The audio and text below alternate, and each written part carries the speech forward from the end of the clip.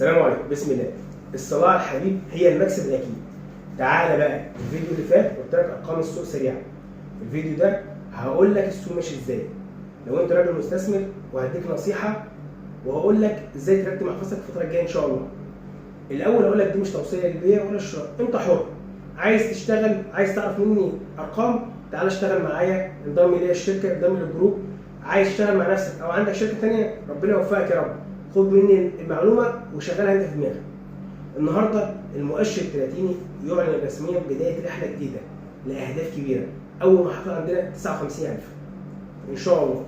طيب انا المفروض اعمل دلوقتي ببساطه اخلي نص محفظتي 30 ونص محفظتي 70. هتقول لي ارشح لك اسهم؟ انا قلت اسهم كتير في الفيديو اللي فات، ارجع لها واختار اللي انت عايزه.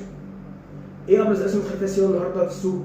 هنلاقي المصريه للاتصالات، هنلاقي القلعه، هنلاقي البنك التجاري.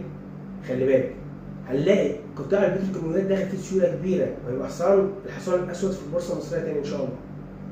هنلاقي قطاع الاسمنت كويس جدا، وابرز ورقتين فيهم بالنسبه لثمنهم منخفض بالنسبه للقطاع هما العربيه الاسمنت واسمنت جنوب الوادي. هنلاقي النهارده الصناديق المصريه لما بيع الصناديق الاجنبيه والعربيه والافراد العرب، لان هي وقفت سندان في السوق، واقفه مع الصناديق مع الافراد المصريين، شالت السوق وواقفه بالتجاري حجر اساس وطلعت مصطفى. السوق جيد جدا، مفيش اي مشكله. كل زي ما قلت لك، خلي محفظتك نصها 70 نصها 30، اختار فرص صح، بلاش تستعجل، وهتلاقي ان شاء الله فرص كتيره باذن الله. السوق مليان فرص. لو وصلت لحد هنا وعايز تتواصل معايا عشان تشتغل معايا، ابعت لي تحت في التعليقات. عايز تضم الجروب، ابعت لي تحت في التعليقات. عايز تكسب بجد، صلي على الحبيب، قلبك يطيب، وهو ده باذن الله المكسب الاكيد. سلام عليكم.